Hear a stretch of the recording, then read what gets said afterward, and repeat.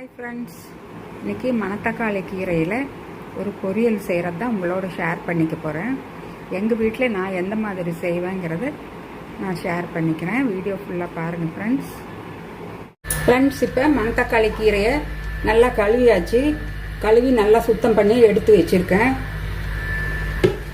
மஞ்சத்தூள் உப்பு போட்டு ஒரு 5 நிமிஷம் நல்லா அப்படியே விட்டுடுவேன் தண்ணியில். அப்புறம் ஒரு 2-3 தடவை நல்லா கழுவிட்டோம்னா அதில் இருக்கிற அந்த கிருமிகள், இந்த மண் எல்லாமே அடியில் போய் நின்றுடும். இப்போ கடாய் வச்சு கொஞ்சம் எண்ணெய் ஊற்றிக்கலாம். நல்லெண்ணெயில் தான் செய்கிறேன், நல்லாயிருக்கும் டேஸ்ட்டு. எங்கள் வீட்டில் நான் எப்படி செய்வேங்கிறத நீங்களும் எல்லோரும் செஞ்சு இருப்பீங்க நிறையா மெத்தடில்.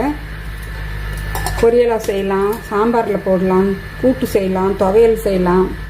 1 டேபிள் ஸ்பூன் நல்லெண்ணெய் ஊற்றிருக்கேன். எண்ணெய் சூடாகட்டும். கடுகு, இப்போ கடுகு பொரிய ஆரம்பிச்சிடுச்சு. 1/2 டீஸ்பூன் உளுத்தம்பருப்பு, 3/4 டீஸ்பூன் சீரகம். கொஞ்சம் அந்த கலர் மாறட்டும். அதுக்கு பாருங்கள், ஒரு பெரிய வெங்காயம், காரத்துக்கு இந்த மாதிரி ரெட் சில்லி கிள்ளி வச்சுருக்கேன். ஒரு 5-6 பல் பூண்டு, ரெட் சில்லி, பூண்டு போட்டு செஞ்சு பாருங்கள், ரொம்ப டேஸ்ட்டாக இருக்கும். பூண்டு எங்களுக்கு உடம்புக்கு ரொம்ப ரொம்ப நல்ல ஒரு பொருளுங்க. கொலஸ்ட்ரால், ஹார்ட் ப்ராப்ளம் இருக்கிறவங்களுக்கு, கொலஸ்ட்ரால் இருக்கிறவங்களுக்கு எல்லாமே இந்த பூண்டு ஒரு கை கண்ட ஒரு மருந்தாக இருக்கும். அதனால் நான் இந்த மாதிரி செய்கிறப்ப கொஞ்சம் பூண்டு ஆட் பண்ணிக்குவேன். பருப்பு சாம்பார் செய்கிறப்பவும் கொஞ்சம் பூண்டு போட்டுக்குவேன். வெங்காயம் கொஞ்சம் வதங்கிட்டோம். வெங்காயம் கொஞ்சம் வதங்கிறதுக்கு ஒரு பிஞ்சு உப்பு ஆட் பண்ணிக்கலாம்.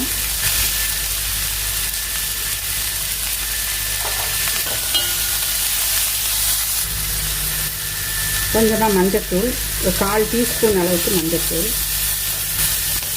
மணத்தக்காளி கீரையில் நிறைய மருத்துவ குணங்கள் இருக்குங்க. வாரத்தில் அட்லீஸ்ட் ஒரு நாளாவது நம்ம சாப்பிட்டுட்டு வரணும். மவுத் அல்சரு, குடல் புண்ணு, வயிற்று புண்ணு இருக்கிறவங்களுக்கு இது ரொம்ப நல்ல ஒரு கை கண்ட ஒரு மருந்துங்க. இப்போ வெங்காயம் வதங்கினது போதும். கீரை ஆட் பண்ணிக்கிறேன். கீரை போட்டு ஒரே ஒரு நிமிஷம் மட்டும் சும்மா அப்படியே மூடி வச்சிட்டோம்னா இந்த கீரை அப்படியே அமுங்கி உள்ளே போயிடும். நம்ம அப்போ தான் தெரியும் எவ்வளவு குவான்டிட்டி இருக்குது, நம்ம எவ்வளவு உப்பு போடலாங்கிறது தெரியும். கொஞ்சம் அடுப்பை சிம்மில் வச்சு இப்போ நான் மூடி வச்சுக்கிறேன். இப்போ ஓப்பன் பண்ணி பார்க்கலாம். பாருங்கள் எவ்வளோ குறைஞ்சிருக்கு பாருங்கள். கண்ணாடி நிறைய இருந்தது, இப்போ நல்லா அரை வடைச்சிட்டு அரை கடாய்க்கு ஆயிடுச்சு.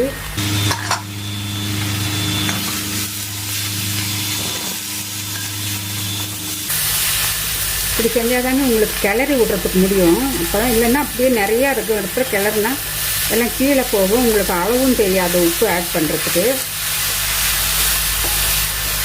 இது அடிக்கடி நீங்கள் சாப்பிட்டுட்டு வந்தீங்கன்னா உங்களுக்கு கண் பார்வை நல்லா தெளிவாகும். குடல் புண்ணு, வயிற்று புண்ணு எல்லாத்துக்குமே இது ரொம்ப நல்ல ஒரு மருந்துங்க. செரிமான கோளாறு, ஜீரண சக்தி கம்மியாக இருக்கிறவங்களுக்கு இது நல்லா கேட்கும். அடிக்கடி சாப்பிட்டு வந்தீங்கன்னா அது தானாகவே நல்லா நார்மல் ஆகிடும், ஜீரண சக்தி கம்மியாக இருக்கிறவங்களுக்கு. இப்போ நான் உப்பு ஆட் பண்ணிக்கிறேன். அதுக்கு முன்னாடி கொஞ்சமாக சுகர், இந்த கலர் பச்சை கலர் போகாமல் இருக்கும், அதுக்கு தான் இந்த சர்க்கரை போட்டுக்கிறது.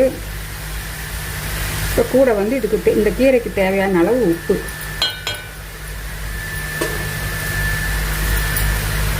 அவ்வளோதாங்க. இந்த உப்பும் சர்க்கரையும் போட்டு செய்கிறப்ப இந்த கலர் எங்களுக்கு கீரையிலிருந்து அந்த பச்சை கலர், பச்சையம் கலர் போகாமல் இருக்கும்.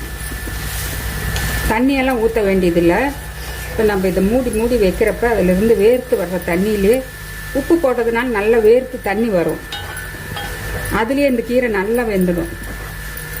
நீங்கள் தண்ணி ஊற்றி ஓவர் குக்கே பண்ண வேண்டியதில்லை. கீரை எந்த காய்கறிகளும் உப்பு போட்டு நீங்கள் மூடி வச்சுடுங்க. பாருங்கள், நல்லா வேர்த்து தண்ணி விடும். அந்த தண்ணியிலே அந்த காய், கீரை எதானாலும் வெந்துடும். இப்போ இதை மூடி வைக்கிறேன். ஸ்டவ் லோ ஃப்ளேமில் தான் வச்சுருக்கேன். 1 நிமிஷம் கழித்து பார்க்கலாம். ஓப்பன் பண்ணி பார்க்கலாம். இதில் பாருங்கள் சுற்றி வேர்த்து வந்திருக்கு பாருங்கள் தண்ணி. இந்த தண்ணியை வந்து நாங்கள் இதுலேயே விட்டுடணும்.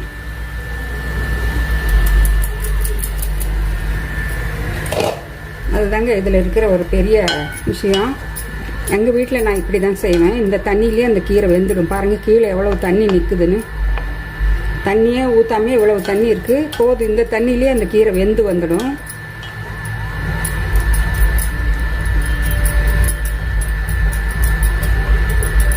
நல்லா கிளறி விட்டு மறுபடியும் ஒரு நிமிஷம் மூடி வச்சிடலாம்.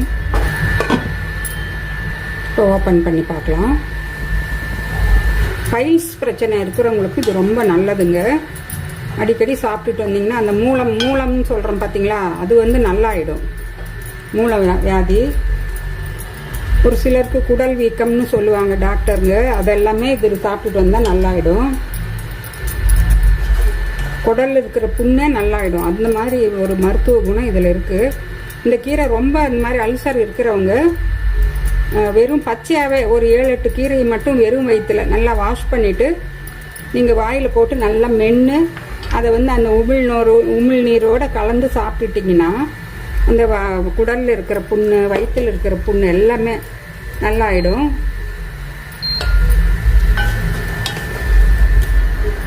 இது நல்லா கீரை நல்லா ஓரளவுக்கு 3/4 பதம் வெந்துடுச்சு. தண்ணி எல்லாமே நல்லா பாருங்கள் சுண்டிடுச்சு. கீரையும் நல்லா பாருங்கள் பச்சை கலர் மாறாமல் நல்லா ஒரு 3/4 வாசி நல்லா வெந்துடுச்சு. உங்களுக்கு ஒரு தண்டு மாதிரி இருக்கிறத எடுத்து நீங்கள் நல்லா இப்படி கையால் பண்ணினீங்கன்னா நல்லா கட் ஆகும். 2-3 கட் ஆகும்.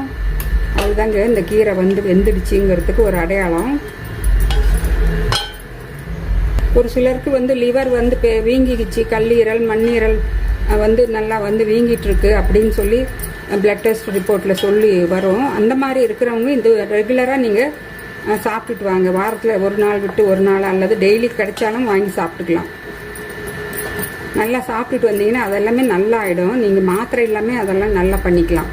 முக்கியமாக வெறும் பச்சையாக சாப்பிட்டா அது இன்னும் நல்ல ஒரு ரிசல்ட் கொடுக்கும். இதில் நான் கொஞ்சமாக பெருங்காயத்தூள் ஆட் பண்ணிக்கிறேன்.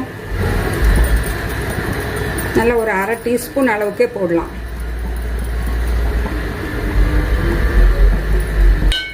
கொஞ்சமாக மிளகுத்தூள், ஒரு 1/4 டீஸ்பூன் அளவுக்கு மிளகுத்தூள். கீரைக்கெல்லாம் வந்து ஃபைனலாக இந்த மாதிரி மிளகுத்தூள் போட்டு செஞ்சு பாருங்கள், சூப்பர் டேஸ்ட்டாக இருக்கும்.